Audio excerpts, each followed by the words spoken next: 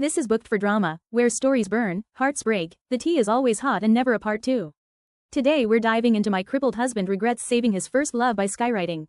Let's go. Chapter 1. To save a female colleague who had fallen into the water, my husband, who didn't even know how to swim, leapt in after her. He ended up paralyzed from the waist down. For 10 years, I cleaned up his feces and urine, stayed by his side day and night, until I was utterly worn down, so much so that I collapsed and had to be hospitalized.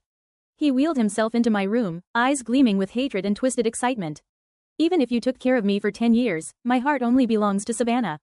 If you die, I can finally be with her. The machines beside me screamed with piercing alarms. My chest burned like it was set ablaze, every organ screaming in agony. And then, when I opened my eyes again, I was back on the day she fell into the water. Diana, let go of me right now. If something happens to Savannah, I won't forgive you. As I watched Savannah thrashing in the water, crying out for help, the fog in my mind slowly cleared. Beside me, my son stared up with eyes full of contempt and disappointment. Mom, you always said boys should be brave. So why won't you let Dad save Aunt Savannah? Aunt Savannah might die, can't you stop being a jealous hag for once? Around us, the crowd began to murmur, their judgmental whispers sharp as knives. This woman's too selfish. Not only is she refusing to save someone, she won't even let her husband step in. Even kids are more sensible than she. I feel bad for her son, growing up with a mother like that. If they keep wasting time, that woman's not going to make it. In my past life, I had stood my ground and stopped Jeremiah Hansen from jumping in. He flew into a rage and beat me in front of everyone. Even my own son never forgave me. He thought I was cruel, heartless, he never called me Mom again. Remembering everything, I gripped Jeremiah's arm tighter and pulled out my phone. Honey, you can't go. You don't know how to swim. Think about me and our child. What would we do if something happened to you? Bad omen. Get lost. Jeremiah kicked me aside. You selfish woman, all you ever think about is yourself. If something happens to Savannah Kelly today, I don't want to live either. He turned and dove straight into the water. Ah, you're the adult, but I'm the one who's acting more sensibly. If anything happens to Aunt Savannah, I'll. Before he could finish, I slapped him. You'll what? You ungrateful brat. Did you forget who gave birth to you? Since when do kids get to meddle in adult affairs? Get lost. He stood there in shock. But in his eyes, there was no fear, no respect, only defiance and suppressed rage. If he had been older, he probably would have hit me back without a second thought. I let out a bitter laugh. I truly had no idea what kind of spell Savannah had cast to enchant this father and son so completely, so deeply, that they could no longer recognize their own wife and mother. Across the water, the moment Jeremiah jumped in, he realized something was terribly wrong. He didn't know how to swim. In fact, he had always been terrified of water. If it had been me drowning today, I was certain, he wouldn't have had the guts to take that leap. Jeremiah, I knew you wouldn't abandon me. Savannah barely had time to feel relief before she saw him flailing helplessly, gulping mouthfuls of murky water. You can't swim? Then why the hell did you jump? Before he could answer, the cold, foul lake water surged into his lungs through his gaping mouth. In panic, he pressed down hard on Savannah's shoulders, desperately trying to stay afloat. Savannah's head was shoved beneath the surface. She clawed at him, her manicured nails slashing across his face, leaving deep, angry cuts. The two of them struggled, dragging each other under and gasping for air as they took turns breaking the surface. Chapter 2. That move just now left the people who had been criticizing me completely stunned. What the, is he out of his mind? He can't even swim. What was he thinking, jumping in like that? Isn't that just making things worse? No wonder his wife tried to stop him earlier. He just wanted to play the hero and forgot he didn't even have the ability. Enough with the sarcasm. Can any of you swim? Someone go save them, now. At the scene, there were only a few elderly folks around, barely able to stand without help. If there had been anyone capable nearby, Jeremiah wouldn't have been the one to jump. Watching the two of them about to sink, my son finally panicked. You're just going to stand there and let Dad and Aunt Savannah drown? Go save them. I looked at him, my gaze cold. Why don't you go? He stomped his foot in frustration. You know I can't swim. Watching Jeremiah bob in and out of the water, I let out a cold laugh. You can still save someone even if you can't swim. Just like your dad, so brave, so manly. My words left my son stunned. He could only pace back and forth along the water's edge, anxious and helpless. Aunt Savannah, don't be scared. I'll find a way to save you. I had no interest in continuing this pitiful little drama. Instead, I lowered my head and began searching. According to my memories from my past life, today was the day Lilith Guerrero from Guerrero Group would take a walk here and accidentally drop one of her earrings. It wasn't just valuable, it was a keepsake from her grandfather, something deeply sentimental. Lilith had offered a 2 million reward. In the past, a child eventually found it buried beneath a sandcastle. But now, having lived one more life, I was naturally a step ahead of everyone else. Soon enough, I unearthed the sky blue earring and tucked it safely away. Meanwhile, Jeremiah and Savannah were dragged ashore, both collapsing onto the ground like lifeless fish. Savannah coughed up several mouthfuls of filthy water, then spat furiously in the direction of the unconscious Jeremiah. Damn it, how can someone be this stupid? Dumber than a pig, he almost got me killed. If you can't swim, then stay on land and watch. God, what a burden. My son rushed over with my sun jacket and gently draped it over Savannah's shoulders. Aunt Savannah, please don't be upset. You have to understand how my dad felt. He was terrified something might happen to you. Even though he can't swim, he still jumped in. That just shows how important you are to him. Savannah had just crawled back from the edge of death and had no patience left. She shot him a glare and stormed off in a huff. Only when she completely disappeared from view did my son finally pull his gaze away. Dad, Aunt Savannah's gone. Stop pretending. Dad? Dad? No matter how loudly he called, Jeremiah kept his eyes tightly shut. His belly was grotesquely swollen, as if it might burst, and filthy water trickled endlessly from the corners of his mouth. Mom, come look, what's wrong with Dad? With nowhere else to turn, my son finally remembered me. I answered flatly, it's nothing. He's probably just asleep. Really? He looked half convinced, but someone nearby had already dialed for an ambulance, just in case. When they lifted Jeremiah onto the stretcher, he stirred. Saw, Savannah, still calling for Savannah. He didn't even realize yet that he'd never walk again in this lifetime. Spoke gently, she's fine. She went home by herself. Only then did Jeremiah seem to relax, his eyes slowly drifting shut, as if he had nothing left to worry about. As the ambulance pulled away, my son suddenly turned to me. Aren't you going to the hospital with Dad? Glanced around. More and more people had arrived, all searching for the earring. Lilith herself would show up soon. No time, no time? My son's eyes widened in disbelief. He's your husband, how can you be so heartless? Chapter 3. And he acted bravely today. He's a hero. He's not my hero. I waved my hand dismissively. If you want to go, then go by yourself. Don't lecture me. You have no right. My son opened his mouth, wanting to speak again, but when he recalled the slap from earlier, he fell silent. A dozen minutes later, crowds flooded in from every direction. Lilith arrived, flanked by several bodyguards, her face tense with worry. Whoever finds my earring, I'll transfer 2 million on the spot.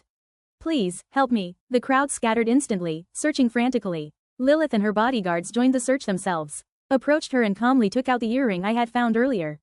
Miss Guerrero, I picked this up just now. I'm not sure if it's the one you lost. Lilith looked up. Her expression shifted from disbelief to elation, then suddenly collapsed into tears. It's mine, it's mine. This is the earring my grandfather left me. I thought I'd never see it again. Curses erupted from every direction. Damn it, she found it that fast? Just our luck. 2 million, gone just like that. I was counting on that to pay off my mortgage. Guess luck wasn't with us today. Let's go, let's go. Lilith gradually calmed down, then grabbed my hand, her eyes shining with excitement. Thank you so much. Give me your bank details, I'll transfer the money right now, smiled and shook my head. Miss Guerrero, I don't want the money. Her eyes widened in disbelief. It's 2 million, are you sure you don't want it? Nodded firmly.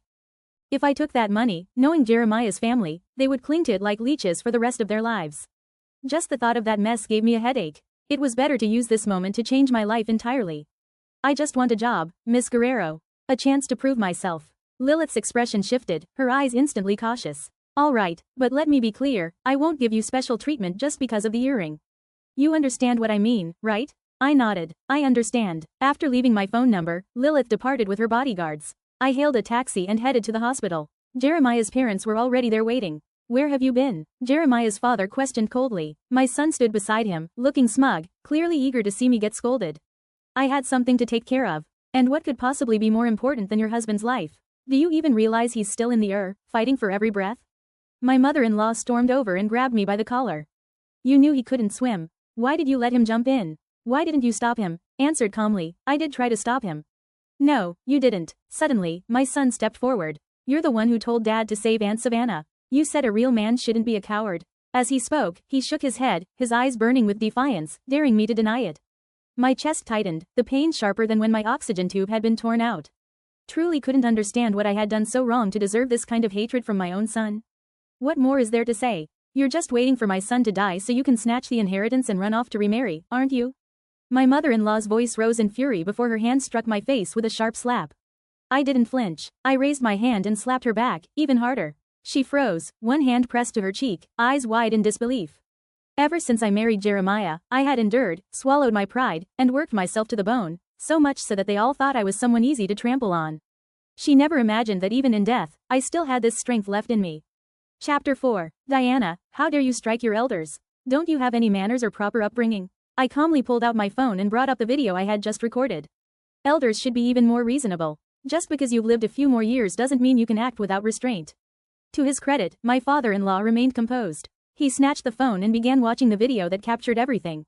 I was the one giving Jeremiah a warning that he couldn't swim, urging him to think of me and our child.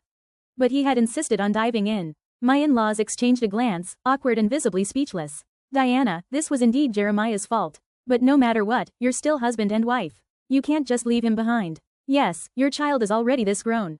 Think about his future. Don't act on impulse. I knew they were just afraid of losing a free caregiver. After waiting a while longer, the doctor finally stepped out of the operating room. The result was exactly the same as in my previous life. Due to prolonged oxygen deprivation, Jeremiah had suffered neurological damage. From now on he would be confined to a wheelchair, requiring constant care. My in-laws wailed, then promptly found excuses to slip away. They had other sons. Staying would only mean taking on more responsibility.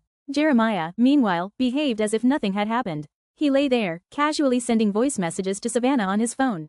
Savannah, are you okay? I'm fine, too, don't worry about me. Once I'm discharged, I'll learn how to swim. I swear this kind of thing will never happen again. Savannah didn't reply for a long time. Jeremiah's face darkened with impatience before he turned to me. When can I be discharged? When Jeremiah found out he'd spend the rest of his life in a wheelchair, he tore through the hospital room in a blind rage. This time, I didn't stop him. I simply stood in a safe corner, silently watching him destroy everything. In the end, he had to pay the hospital a hefty compensation, nearly draining all his savings. Back home, he trashed everything again. My son locked himself in his room, sending messages to Savannah. Aunt Savannah, Dad's really scary right now. Can you come and keep him company? I pretended nothing had happened and quietly served 4 dishes and a soup on the table. Jeremiah slammed his hand down. Your man's a cripple for life now, and you still have the nerve to sit there and eat? Did a dog eat your conscience? I didn't even glance at him. I looked straight at my son. Eat. He threw down his utensils, more furious than Jeremiah. If Dad's not eating, I'm not eating either. He's right, you're heartless. Aunt Savannah is way better than you. If she were here, she'd be comforting Dad, not just shoveling food into her mouth like you. I said nothing, only nodded, and calmly picked a bit of each dish for myself. If I didn't eat now, I might not get another chance later. The moment he mentioned Savannah again, Jeremiah snapped. He swept the plates and bowls off the table in one violent motion and, in the chaos, lost his balance and toppled from his wheelchair. In my past life, I had always worried that he couldn't take the blow, constantly giving in, only to be repaid with endless insults and abuse. Now I understood. If I meant nothing to him, then why should I care whether he lived or died? Dad, my son rushed over, but with his small frame, he couldn't do a thing. How can you still be eating? Don't you see Dad fell? Why aren't you helping? I continued chewing slowly and deliberately, my full attention on the meal before me. Diana, Jeremiah roared, eyes bloodshot. Get over here and help me up, or you'll regret it. I calmly set my bowl down and pointed to the scattered food on the floor. This is your meal. If you don't finish it, there won't be a next one. Chapter 5. And you, if you don't want to eat, then go hungry. I turned and headed upstairs, leaving the father and son still hurling curses behind me. Diana, once I can stand again, I'll tear you apart piece by piece, you filthy woman. My son tried to soothe him. Dad, don't be mad. I already called Aunt Savannah. She's coming soon, and I bet she'll bring something delicious. Jeremiah nodded with certainty. He and Savannah had always been close, and this time, he'd gotten injured saving her. Emotionally and morally, she had no reason not to step up and take care of him. When Savannah gets here, I'm kicking that nasty woman out. She's just kicking me while I'm down. Yeah, I've always wanted to live with Aunt Savannah. She's 1,000 times better than her. I sneered. Savannah would come, but not yet. Lilith had scheduled an interview for me that afternoon. I needed to dress well and leave a good impression. Downstairs, the father and son kept rambling on, plotting how to kick me out and imagining their perfect little life with Savannah. When I came downstairs, fully dressed, Jeremiah froze. I wore my old professional attire, stockings, and high heels I hadn't touched in years. Back then, this look had driven him wild. I figured it still might. Why are you dressed like that? I'm not even dead yet, and you're already out to seduce other men? I met his glare with a half smile. Dead or alive, what difference does it make? Jeremiah's face turned red with shame and fury. Just wait until tonight. I'll make you pay for this. You should be more worried about how you'll get to the bathroom. I shut the door behind me, cutting off his useless rage. The interview went smoothly. Before marriage, I had already made a name for myself in the design world. I only gave it up to take care of the family. Lilith was generous. She directly assigned me to lead a branch's design projects, right within my expertise. In the end, she insisted on treating me to a meal to thank me for returning her earring. By the time I got home, it was already 9 p.m. As I opened the door, a foul stench hit me, and I instinctively pinched my nose. Jeremiah was still in the same spot, filth dripping from his wheelchair and pooling across the floor. How did you end up like this? Disgusting, isn't it? Jeremiah clenched his teeth. Help me up, my body's gone numb. I glanced around. Where's your son? He said it was too gross and locked himself in his room. I nodded. Well, I find it gross too. I'm going back to my room. Wait, Jeremiah looked reluctant. I haven't eaten. Can you make me something? I threw his own words right back at him. You're a cripple now, and you still have the appetite to eat? If you're that hungry, isn't there food on the floor? Jeremiah struggled to keep his composure. That food, I already messed it up. That's your problem, nothing to do with me. Without another glance, I headed upstairs. In my previous life, I had slept with one eye open, worn myself thin, and landed in the hospital. But this time, I could finally enjoy a good night's rest. I slept soundly until 8 in the morning, my body light, my mind relaxed. When I came downstairs, the floor had been cleaned spotlessly. The three of them sat around the dining table, chatting and laughing like a cozy little family. Savannah peeled an egg for Jeremiah, then turned to glance at me. Sorry, I didn't know you were home. I didn't make breakfast for you. Jeremiah sank his teeth into the egg with hostility. Diana, did you really think I'd starve to death without you? You're wrong. I still have Savannah. She'll take good care of me. She's 10,000 times better than you. My son nodded vaguely, his mouth stuffed. I've never had such a delicious breakfast. Only I noticed the flicker of disgust and irritation in Savannah's eyes. Glanced around and sure enough, there was a phone propped up nearby, silently recording. Chapter 6. She wasn't here for warmth or duty. She didn't want public opinion turning against her. So she played her part, putting on this little performance with exaggerated care. Once she got the footage she wanted, she never came back. But that idiot Jeremiah actually thought I was the reason she disappeared and held it against me ever since. A man who couldn't even use the bathroom by himself, still thinking he was irresistible. What a joke. Seeing that I was about to leave, Jeremiah snapped coldly, where are you going? You three seem to be enjoying yourselves. I clearly don't belong here, do I? Jeremiah let out a cold snort. At least you're self-aware. Starting today, watch how you talk to me. Crippled or not, I'm still your legal husband. If you ever act like you did yesterday, get out of this house. My son's eyes lit up with excitement. Kick her out. She's a terrible mom. I've always wanted to live with Aunt Savannah. I calmly took out the marriage certificate. Perfect. Let's get divorced now. I'll give you all the space you want. Jeremiah faltered slightly, caught off guard, but quickly forced himself to play tough. Fine. We'll divorce today, and I'll marry Savannah tomorrow. Just don't come crying with regrets. He turned to Savannah, gaze brimming with fake devotion. Savannah, my heart has always been yours. From the beginning until now, it's only ever been you. Marry me, will you? I tested it last night. I'm still a man. I'll give you happiness. My son joined in eagerly. Aunt Savannah, please be my mom. Savannah flinched in shock, grabbed her phone, and bolted in a panic. I have something urgent to do. I'll come back and take care of you later. My son looked puzzled. Dad, why didn't Aunt Savannah say yes? Jeremiah looked smug. She's just shy. Give her a few days, she'll say yes. Right after he spoke, his face twisted in pain as he clutched his stomach.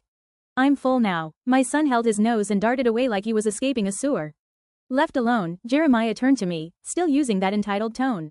Come here and help me to the bathroom. I genuinely couldn't understand where this man got his confidence. Why would Savannah marry you? To clean up your food, your piss, your shit? Or to raise your ungrateful brat? Jeremiah doubled over in pain, gritting through his teeth. Cut the crap and help me to the bathroom.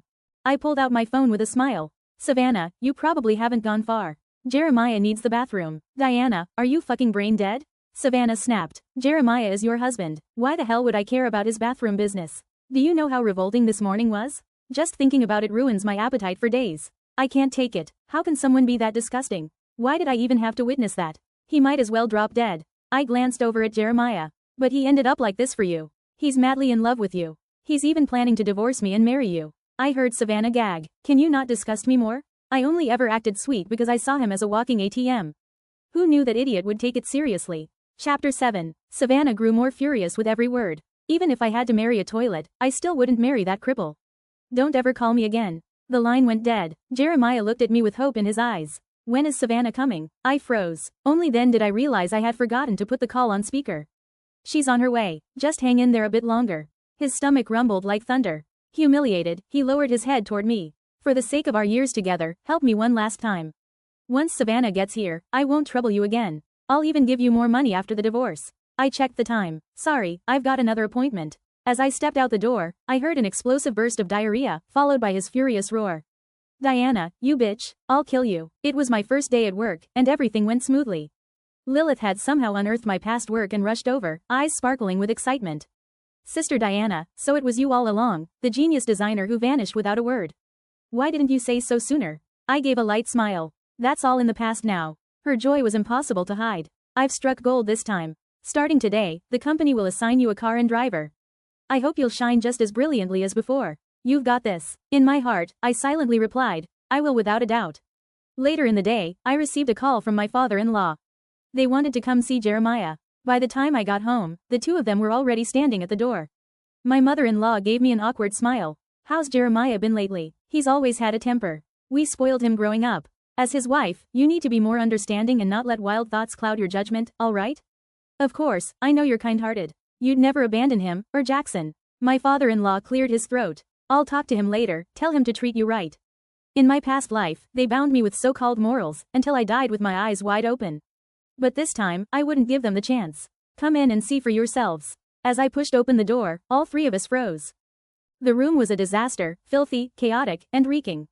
Every visible surface had been smeared with excrement. My son cowered in a corner, looking like he'd just seen a ghost.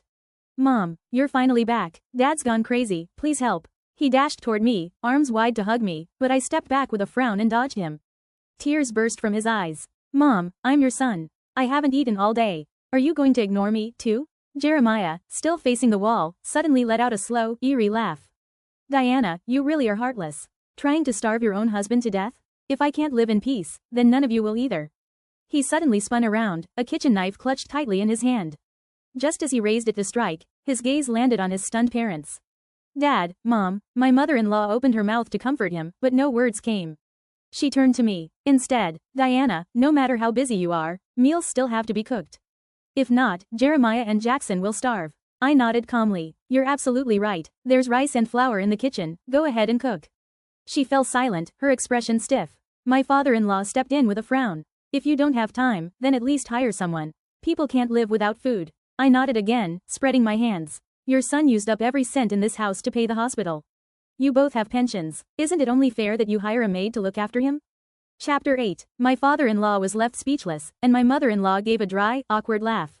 Your younger brother-in-law's still not married. We spent everything helping him buy a house. In that instant, it all made sense. So, neither of you wants to spend money or lift a finger, just wag your tongues and expect me to be your free, full-time caregiver? My mother-in-law rushed over, grabbing my hand with forced warmth. That's not what we meant. As the saying goes, a couple joined is like birds sharing a branch. No, wait, a day as husband and wife equals 100 days of kindness. Now that my son's in trouble, as his mother, I'm begging you, please, take care of him. It was likely the first time that loud, unreasonable woman had ever bowed her head and spoken with such a soft tone. Jeremiah felt humiliated. Mom, stop begging her. If she doesn't want to take care of me, there are plenty of women out there who will. I'm divorcing her tomorrow, and I'll bring home a new daughter-in-law for you. My father-in-law shook his head, utterly disappointed. Your brain must be soaked through with lake water. My mother-in-law wanted to come closer, but the stench and filth made her hesitate. Son, you can't say that. Diana is such a good daughter-in-law. Marrying her was a blessing for our family, you should treasure her. Just as Jeremiah was about to speak up, Savannah walked in, arms full with 5 or 6 takeout bags. Oh, Uncle, Auntie, you're here too. She greeted them sweetly, then set her phone on the table at just the right angle. Jeremiah, Jackson, sorry I'm late. I had a busy day, but I brought food. You two didn't go hungry, did you? Aunt Savannah, I was starving. My son leapt into her arms, then pointed straight at me, fuming. She didn't care if Dad and I lived or died. She left us to starve all day. Dad even went crazy because of her. Savannah's eyes widened in disbelief. Sister Diana, is what Jackson said true? No matter what, he's still your son. How could a mother be so heartless? Then she glanced around and frowned. And how did the house get this filthy? Let's eat first. I'll clean everything up after. She began unpacking the takeout bags. My in-laws watched her with pleased expressions, nodding approvingly. Mom, Dad, didn't I tell you? Your son still has it. He may have lost one twisted branch, but he gained an entire forest. Savannah turned to Jeremiah with a gentle tone. Don't get too emotional, it's not good for your recovery. Exactly, exactly. My father-in-law nodded eagerly. There aren't many women as loyal and kind as her. Our son got lucky this time, huh? My mother-in-law threw me a cold glance. Look at her, then look at you. Aren't you embarrassed? You're both women, but she's clearly worth 10 of you. As long as the family's peaceful and the couple's in love, that matters more than money. Why can't you understand that? Jeremiah and my son didn't even flinch at the stench in the room. They tore into the food like starved wolves. So damn good, this is life. This is what it means to be a real man. Diana, I'm divorcing you for real this time. I'm going to marry Savannah. Savannah, who had been mopping the floor, paused for a moment but said nothing. My son gnawed on a chicken leg and chimed in, yeah. Divorce her. Without Aunt Savannah, we'd be dead from hunger by now. My father-in-law let out a sigh. Don't blame my son for being heartless. To be honest, you really have gone too far. My mother-in-law sneered and became sarcastic. Don't think you're so special. No one's irreplaceable. Jeremiah, since someone's here to take care of you, your father and I can rest easy. We're heading home. To them, it didn't matter who the caretaker was, me, Savannah, anyone, so long as they weren't the ones stuck with the burden. Take care, Uncle and Auntie. Mom, Dad, don't worry about me. Then he turned to me and snapped, Diana, we're divorced now. What right do you have to still be here? Chapter 9. Just as my in-laws stepped out, Savannah suddenly flung the broom aside and pinched her nose in pure disgust. God, is this even a place fit for human beings? And you two actually sat here and ate like it was nothing? Jeremiah and our son froze in disbelief. Savannah, what did you just say? Savannah grew more agitated. Are you two even human? Sitting in this filth, eating like it's some gourmet feast, what's the difference between you and maggots crawling in a public toilet? Don't even mention food, just looking at this mess makes me want to vomit. My son blinked, clearly confused. Aunt Savannah. Savannah quickly waved him off, her face twisted with revulsion. Don't ever call me that again. The sound alone makes me nauseous. Who raised a kid to talk like that? Then again, with your upbringing, it all makes sense. My son's lips trembled, and his eyes welled up with tears. In the past, the moment he called out, Aunt Savannah, she'd bend over backward to fulfill every absurd whim of his. But this time was different. Jeremiah, humiliated, grabbed the takeout bags and hurled them to the floor. Screw it, I'm not eating anymore. Savannah gave him a cold glance, like she was looking at a fool. Eat or don't, who cares? Less food means less waste and less stink. Honestly, that's a win. Jeremiah stared at her in disbelief. From the moment he met Savannah, he had thought she was gentle, considerate, unlike other women. But now, it was clear he had been completely mistaken. Savannah, what about our marriage? She scoffed. If you were me, would you marry a cripple who can't even handle the toilet alone? Jeremiah, are you dumb? I was just playing with you. Did you seriously think I liked you? You're old enough to be my dad. Just look at this piss-covered floor. Have you no shame? Jeremiah slammed the table. Ungrateful bitch. Don't forget, I ended up like this saving you. Savannah rolled her eyes. You call that saving someone? I'm embarrassed for you. Let's be real, if it weren't for my looks and body, would you have jumped in at all? Jeremiah trembled with fury. I should have let you drown, you bitch. Say whatever you want, Savannah replied coolly. But don't expect to ever see me again. You and your brat can rot in this cesspit of a house. With that, she turned and walked out without a glance back. Jeremiah slumped over the table, sobbing. My son cried too, still gnawing on his chicken leg. I quietly packed my things. I didn't take anything valuable. It's all left for you and Jackson. Jeremiah's eyes filled with tears. You're leaving me, too, Diana? I smiled. Don't try the pity act. Weren't you just the one screaming for a divorce? Jeremiah screamed like a madman. I won't divorce you. Don't even think about it. Even if I die, I'll come back and haunt you. Ah, I gave a slight nod. Tell that to the lawyer. Just as I reached the door, Jackson rushed over and grabbed my suitcase, eyes filled with helpless fear. Mom, please don't go. I'm scared. Dad's terrifying like this. I can't sleep at night. I yanked the suitcase from his grip. If you can't sleep, then think about how I treated you, and how you treated me. No mother is truly heartless to her own child. I carried him for 10 long months, he was my flesh and blood. But just like Jeremiah, he was already rotten to the core. No matter how much I gave, it would always be wasted. Chapter 10. After leaving Jeremiah, I threw myself entirely into work. In no time, I helped the company win 2 international competition trophies. With the applause came respect, and with respect came financial freedom. Lilith rewarded me with a villa and generously gave me frequent days off, saying it was to help me go out and find inspiration. With both time and money in my hands, I began flying across the world, visiting all the places I had once longed to see but never could. Wherever I went, I loved taking photos of scenery, food, curious faces, and lively festivals. I just wanted to show those lurking in the shadows. Without you, my life only glowed brighter. That day, as I waited in Sweden to catch the northern lights, a call came from Jeremiah. His speech was slurred. He must have been drunk. Diana, come back to me, okay? Even if I have nothing to give you now, I truly love you. My son and I can't live without you. Life without you, it's unbearable, even for a day. These past few nights, I've had the same dream again and again. In the dream, I wasn't even human. You worked so hard to take care of me, yet all I ever did was think about another woman. I even pulled out your oxygen tube. I'm worse than an animal. Please, come back. Give me a chance to make things right, will you? Kept my eyes fixed on the sky, not daring to blink. At last, a breathtaking green aurora rippled across the darkness. The lights are here. I'm hanging up. Jeremiah didn't respond in time. What? Hung up without hesitation. The Nordic winter bit into my skin, but I twirled in the snow, laughing through the tears that shimmered in my eyes. Later on, with the help of a lawyer friend, I successfully obtained the divorce certificate. One evening after work, a scruffy little child suddenly rushed toward me, only to be stopped by the driver. Where did this beggar come from? Get lost. I'm not a beggar. I'm my mom's son. That was the last time I ever saw my son. He had grown taller, thinner. I heard he had even learned to cook. The same boy who once refused to eat without being spoon-fed had learned how to care for others. My former mother-in-law had been right, no one is truly indispensable. I handed him a bank card. This is the last bit of care you'll get from me. Don't waste it. He clutched the card tightly, sobbing uncontrollably. Then, does that mean I'm a child without a mother now? This was your choice. I got into the car and left without looking back. Years passed. Lilith and I became inseparable friends, sharing everything. One evening, she invited me to dinner. While sipping her drink, she leaned in with a mysterious smile. President Lawrence from Hirono Group asked me to set him up with you. So, tell me, should I say yes, or should I say yes?